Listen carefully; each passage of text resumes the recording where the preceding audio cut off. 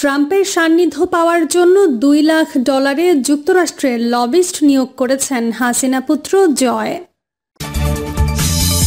জানাবো পলিটিক্সের গতিধারায় পরিবর্তন, বিএনপি জামায়াতের বিভাজন এবং সর্বশেষ জানাবো বসুন্ধরা থেকে সাবেক খাদ্যমন্ত্রী গ্রেপ্তার। এতক্ষণ শুনছিলেন সংবাদ শিরোনাম, এবার বিস্তারিত। ট্রাম্পের সান্নিধ্য পাওয়ার জন্য $2 লাখ যুক্তরাষ্ট্রের লবিস্ট নিয়োগ করেছেন হাসিনা পুত্র জয়। যুক্তরাষ্ট্রের আইন প্রণেতাদের প্রভাবিত করতে ওয়াশিংটন ডিসির একটি প্রথম সারির প্রতিষ্ঠানকে লবিস্ট হিসেবে নিয়োগ করেছেন ক্ষমতাচ্যুত প্রধানমন্ত্রী শেখ হাসিনা পুত্র সজীব ওয়াজেদ জয়। ওই প্রতিষ্ঠানটির সঙ্গে তার 6 মাসের চুক্তি হয়েছে, বিনিময়ে পরিশোধ করতে হয়েছে $2 লাখ। এই খবর দিয়েছে অনলাইন নেত্র নিউজ। এতে বলা হয়, লবিস্ট হিসেবে নিয়োজিত প্রতিষ্ঠানটির নাম স্ট্রিক গ্লোবাল ডিপ্লোমেসি। আগে এর নাম ছিল সোনোরান পলিসি গ্রুপ। 5 আগস্ট পদত্যাগ করে শেখ হাসিনা ভারতে পালিয়ে যাওয়ার পর এই উদ্যোগ নিয়েছেন জয়। নেত্র নিউজ লিখেছে, তাদের হাতে যেসব ডকুমেন্ট গেছে তারা তা যাচাই বাছাই করেছে। তাতে দেখা গেছে $2 লাখ বা বাংলাদেশি মুদ্রায় প্রায় 2.4 কোটি টাকার বিনিময়ে এই চুক্তি হয়েছে। লবিস্ট প্রতিষ্ঠান এর বিনিময়ে বাংলাদেশের বর্তমান পরিস্থিতি মার্কিন সরকারের নির্বাহী এবং লেজিসলেটিভ শাখার কাছে তুলে ধরবে। সজীব ওয়াজেদ জয়ের মালিকানাধীন কোম্পানি ওয়াজেদ কনসাল্টিং ইনকরাপশনের মাধ্যমে ফরেন এজেন্ট রেজিস্ট্রেশন অ্যাক্টের অধীনে এই চুক্তি হয়েছে। লবিস্ট ফার্মটির নেতৃত্বে আছেন ক্রিশ্চিয়ান বোর্গে এবং রবার্ট স্ট্রিক। যুক্তরাষ্ট্রের সাবেক প্রেসিডেন্ট ডোনাল্ড ট্রাম্পের সঙ্গে এই প্রতিষ্ঠানটির ঘনিষ্ঠ সম্পর্ক আছে। প্রতিষ্ঠানটির এই দুজন কর্তা ব্যক্তি 2016 সালে নির্বাচনী প্রচারণার মাধ্যমে ট্রাম্পের উপদেষ্টা ছিলেন। যুক্তরাষ্ট্রের লবিস্ট নিয়মের ইতিহাস অনুসরণ করে এসজিডিকে ভাড়া করেছেন জয়। আওয়ামী লীগের পক্ষে লবিং করার জন্য 2005 সালে এলকাল্ডে অ্যান্ড ফে নামের প্রতিষ্ঠানকে তিনি $7,20,000 পরিশোধ করেছেন। ওই সময়ে বাংলাদেশের রাজনৈতিক গতিবিধি নিয়ে উদ্বেগ প্রকাশ করেছিলেন রিপাবলিকান গ্যারি আকারম্যান। তিনি পরিস্থিতিকে জেনারেল পারভেজ মোশাররফের অধীনে পাকিস্তানের সঙ্গে তুলনা করেছিলেন। সতর্ক করেছিলেন যে মূলধারার দলগুলো দুর্বল হলে তাতে ইসলামপন্থী শক্তিধর হয়ে উঠতে পারে। এবার তার মায়ের ক্ষমতা হারানোর পর আওয়ামী লীগ মুখপাত্র হয়ে উঠেছেন সজীব ওয়াজেদ জয়। এই সময়ে দলটির বেশিরভাগ নেতা আত্মগোপন করেছেন অথবা জেলে রয়েছেন। পলিটিক্সের গতিধারায় পরিবর্তন, বিএনপি জামায়াতের বিভাজন। গণহত্যা করে শেখ হাসিনা ভারতে পালিয়ে গেছেন। 15.5 বছর রাষ্ট্রীয় ক্ষমতায় থেকে জুলুম নির্যাতনকারী আওয়ামী লীগ এখন গণধিকৃত। আন্তর্জাতিক অপরাধ ট্রাইব্যুনালে দলটির বিচারের দাবি উঠেছে। এ অবস্থায় একসময়ের একই সঙ্গে পথ চলা রাজনৈতিক দল বিএনপি এবং জামায়াতের মধ্যে রাজনৈতিক বিভাজন এখন স্পষ্ট হয়ে উঠেছে। অন্তর্বর্তী সরকারের রাষ্ট্র সংস্কার নিয়ে মতের মিল থাকলেও আগামী ত্রয়োদশ জাতীয় সংসদ নির্বাচনের রোড ম্যাপ ঘোষণার ইস্যুতে বিএনপি ও জামায়াত কার্যত বিপরীত মেরুতে অবস্থান করছে। সম্প্রতি তৃণমূল থেকে শুরু করে দল দুটির শীর্ষ নেতাদের বক্তব্য ও কথাবার্তায়ও নানা বিষয়ে বৈরীভাব স্পষ্ট হয়েছে, যেটি প্রকাশ্যে আসে গত আগস্টের মাঝামাঝি। অন্তর্বর্তীকালীন সরকারকে নির্বাচন আয়োজনে সময় দেওয়া নিয়ে দুই দলের শীর্ষ নেতাদের মধ্যে এক ধরনের বাহাস শুরু হয়। মূলত ক্ষমতায় যাওয়ার লক্ষ্যে এই বড় দুই দলই যার যার অবস্থান থেকে তৎপরতা চালাচ্ছে। অথচ রাজনৈতিক দল হিসেবে জুলুমবাজ শেখ হাসিনার আওয়ামী লীগ সরকারের বিরুদ্ধে দুই দলের অবস্থান ছিল এক সারিতে। জামায়াতকে যুদ্ধাপরাধী দল তকমা দিয়ে আওয়ামী লীগ দলটির ওপর সুনামি চালিয়েছিল। এমনকি শেখ হাসিনা পদত্যাগ করে ভারতে পালিয়ে যাওয়ার কয়েকদিন আগে জামায়াতকে নিষিদ্ধ ঘোষণা করে। অন্যদিকে বিএনপির বিরুদ্ধে 15 বছর ধরে আওয়ামী লীগ পৈশাচিক নির্যাতন চালিয়েছে। তারপর দল দুটি একে অপরের পরিপূরক ছিল। জামায়াতের ওপর যখনই জুলুম নির্যাতন হয়েছে, বিএনপি প্রতিবাদ করেছে। নির্বাচন কমিশন জামায়াতের নিবন্ধন বাতিল, এমনকি জামায়াতকে অন্যায়ভাবে নিষিদ্ধ করার তীব্র প্রতিবাদ করেছে বিএনপি। তাহলে এমন কি ঘটনা ঘটল যে হাসিনা পালানোর পরপর নির্যাতিত দল দুটি একে অপরের প্রতিপক্ষ হতে চলেছে? জানতে চাইলে বিশিষ্ট রাজনৈতিক বিশ্লেষক অধ্যাপক দিলারা চৌধুরী বলেন, জুলাই বিপ্লবের স্বপ্ন বাস্তবায়নের জন্য সবাইকে ঐক্যবদ্ধভাবে কাজ করতে হবে। বিশেষ করে রাজনৈতিক দলগুলোর ঐক্য বড় প্রয়োজন।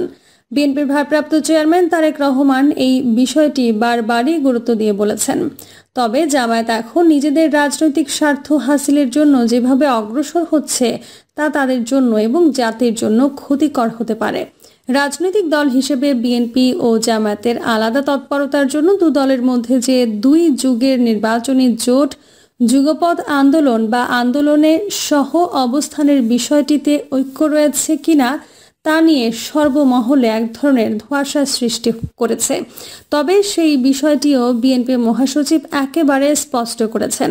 বিএনপি মহাসচিব মির্জা ফখরুল ইসলাম আলমগীর এক সাক্ষাৎকারে বলেছেন, এখন বিএনপি জামায়াত জোট নেই।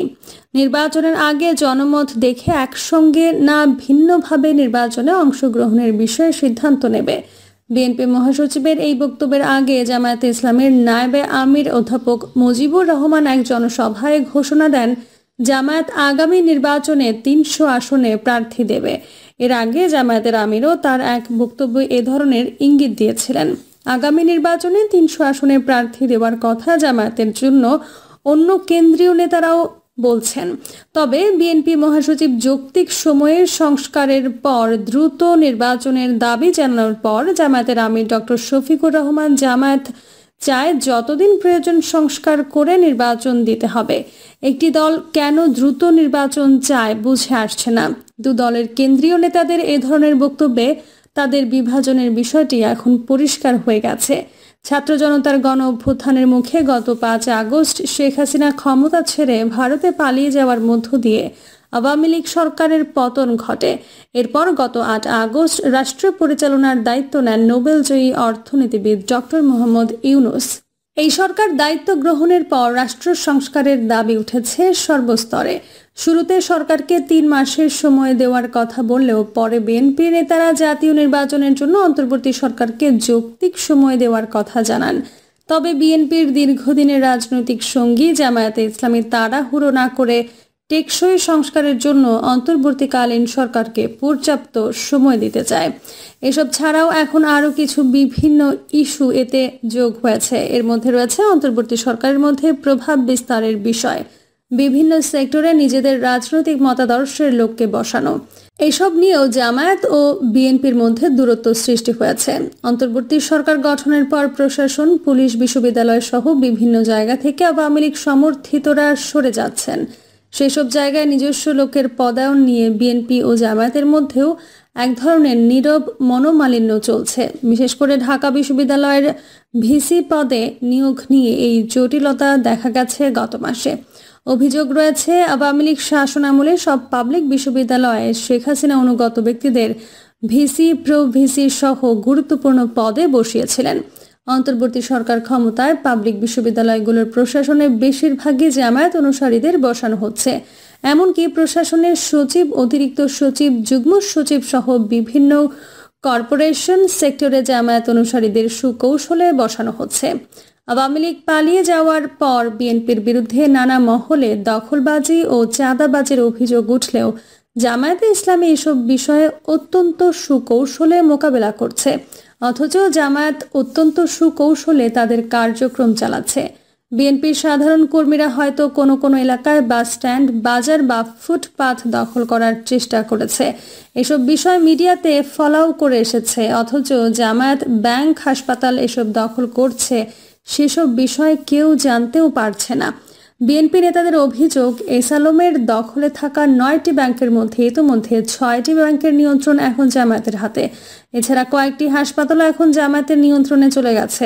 অন্যদিকে প্রশাসনেও জামায়াতে ইসলামী তাদের মতাদর্শের লোকদের চুপিসারে পুনর্বাসন করছে। ইসলামী ফাউন্ডেশন সহ বিভিন্ন মাদ্রাসার কমিটিগুলোতেও জামায়াত প্রভাব বিস্তারের প্রচেষ্টা করে যাচ্ছে, যা কেউ টেরই পাচ্ছে না। এসব বিষয় নিয়ে জামায়াতের সাথে বিএনপির দূরত্ব দিন দিন বাড়ছে। বিএনপি ও আওয়ামী লীগের মধ্যে দূরত্বের বিষয়ে রাজনৈতিক বিশ্লেষকরা বলছেন, বর্তমানে বিএনপি জনসমর্থন 70% হলে জামায়াতের সেটা 10% হবে। কিন্তু হাসিনার পতনের দিন 5 আগস্ট সেনাপ্রধান ক্যান্টনমেন্টে রাজনৈতিক দলগুলোর নেতাদের আমন্ত্রণ এবং বৈঠকের পর গণমাধ্যমে যে বক্তব্য দিয়েছেন তাতে প্রথমে জামায়াতের নেতাদের নাম উল্লেখ করেছেন। বিএনপির মতো জনসমর্থিত দলের নেতার নাম পরে উচ্চারণ করেছেন। এটা নিয়ে অনেকেই সন্দেহ করছেন। এছাড়া হঠাৎ করে কিছু সংগঠন জনমত জরিপের নামে 1 থেকে 1,500 মানুষের সঙ্গে কথা বলে যে তথ্য তুলে ধরছেন তাতেও সন্দেহের সৃষ্টি হয়। ওইসব জরিপে এমন তথ্য দেয়া হয় যেন বিএনপি ও জামায়াতের জনসমর্থন কাছাকাছি, অথচ মাঠের চিত্র একেবারে ভিন্ন। একজন রাষ্ট্রবিজ্ঞানী বলেছেন, মূলত বিএনপিকে ঠেকানোর জন্য ভারত মাঠে নেমেছে। সে কারণে বিএনপিকে যাতে আগামী নির্বাচনে ঠেকানো যায় সেই লক্ষ্যে জামায়াতকে অধিক গুরুত্ব দেয়া হচ্ছে নেপথ্যে থেকে। জানা গেছে, গত বছর 14 আগস্ট মাওলানা দেলাওয়ার হুসাইন সাইদের মৃত্যুতে বিএনপির শোক এবং তারেক রহমান ও তার স্ত্রী ডক্টর জোবাইদা রহমানের সাজার প্রতিবাদে জামায়াতের বিবৃতির পর দুই দল পরস্পরের কাছাকাছি আসতে শুরু করে। সর্বশেষ জুলাইয়ে ছাত্র জনতার তুমুল আন্দোলনের সময় তারেক রহমানের জাতীয় ঐক্যের আহ্বানে সাড়া দিলে জামায়াতের সঙ্গে সম্পর্ক আরও নিবিড় হয় বিএনপির। কিন্তু ডক্টর মোহাম্মদ ইউনূসের নেতৃত্বে অন্তর্বর্তীকালীন সরকার দায়িত্ব নেওয়ার পর নির্বাচনের রোড ম্যাপ ঘোষণা নিয়ে উভয় দলের মাঝে মত পার্থক্য তৈরি হয়। বিএনপি নির্বাচন নিয়ে রোডম্যাপ জানতে অতি দ্রুত সংলাপের দাবি জানালেও ভিন্ন অবস্থান নেয় জামায়াত। প্রিয় দর্শক, এই ছিল এখনকার সর্বশেষ সংবাদ। আপডেট সব সংবাদ পেতে চ্যানেলটি সাবস্ক্রাইব করে বেল আইকনটি ক্লিক করে রাখুন।